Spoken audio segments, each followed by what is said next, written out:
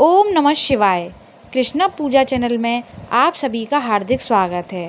Friends, आज की इस वीडियो में मैं आपको बताऊंगी कि सावन के महीने में हरी चूड़ियाँ सुहागिन महिलाओं को किस दिन पहननी चाहिए और किन बातों का हमें विशेष ध्यान रखना चाहिए सावन में हरी चूड़ियाँ पहनते समय, और किस दिन हमें चूड़ियाँ नहीं पहननी चाहिए। समस्त जानकारी आपको इस वीडियो में मिलेगी, तो एंड तक इस वीडियो में बने रहिए।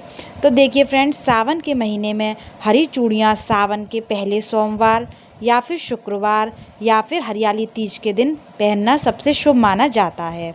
आप चाहें तो सावन के किसी भी सोमवार को सुबह स्नान करने के बाद इन्हें पहन सकती हैं, लेकिन अगर आप सावन के पहले सोमवार में इनको पहनती हैं तो ये बहुत अधिक शुभ माना जाता है। हरा रंग सुहाग का प्रतीक माना जाता है। सावन में हरी चूड़ियाँ पहनने से पति की लंबी आयु और अच्छे स्वास्थ्य का आशीर्वाद भी मिलता है।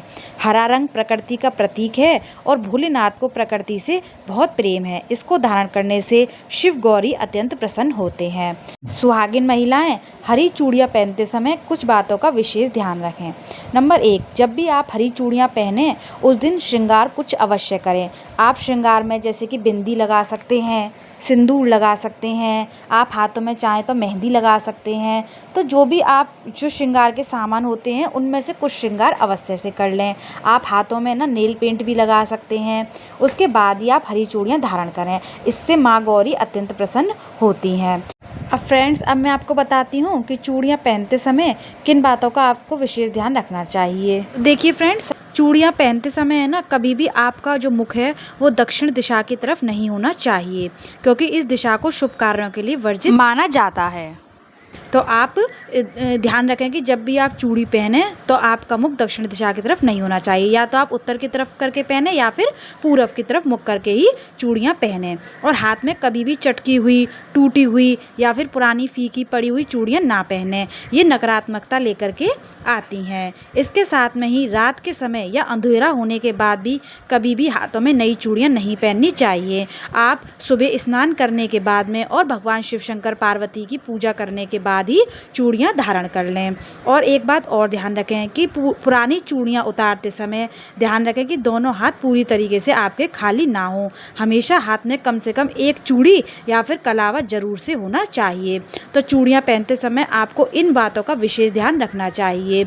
उसके बाद आपको क्या करना है, जब आप हरे रंग की चूड़ियाँ लेकर के आते हैं तो सबसे पहले उनको माँ गौरी के सामने समर्पित कर दीजिए, क्योंकि उससे आपको माँ गौरी का आशीर्वाद मिलता है। और जो भी आपका सुहाग का सामान है वो भी माँ गौरी को चढ़ा दीजिए।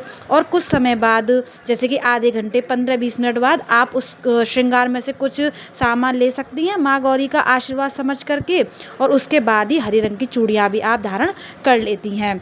तो और आप ध्यान रखिए कि जो भी माँ को हरी चूड़ियाँ चढ़ाएं वो बिल्कुल साबुत और अच्छी होनी चाहिए। इसके बाद माँ गौरी का आशीर्वाद ले लें कि हे माँ गौरी, मेरा सुहाग हमेशा अमर रहे, मेरी मांग में सदैव मेरे साजन का सिंदूर सजता रहे।